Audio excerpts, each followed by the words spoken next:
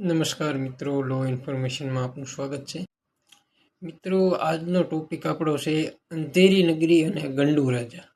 તો મિત્રો, તમને થશે કે આવો તો કેવો ટોપિક? તો એ ટોપિક વિશે તમને આગળ જાણવા મળશે.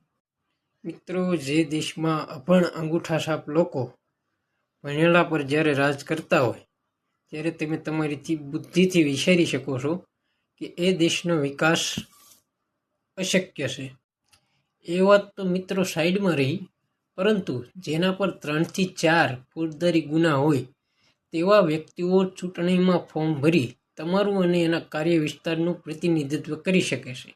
પણ તમે જાતિનો દાખલો કે કોઈ સરકારી પ્રમાણપત્ર કાઢવા જાઓ ત્યારે તમારા નામ પર એક નાનું એવું મીંડું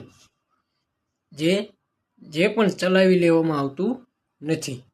જેનો મતલબ એવો થાય મિત્રો કે અમે કરીએ તો લીલા અને તમે કરો તો કાયદાનું ભંગ.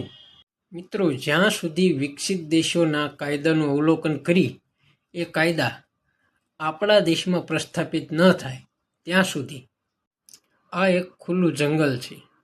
અથવા તો શિકાર કરો અથવા તો શિકાર બનો. સીધી રીતે કોઈ કાર્ય થાય એવું મને લાગતું નથી. એટલે આપણે આ ટોપિકનું નામ અંધેરી નગરી અને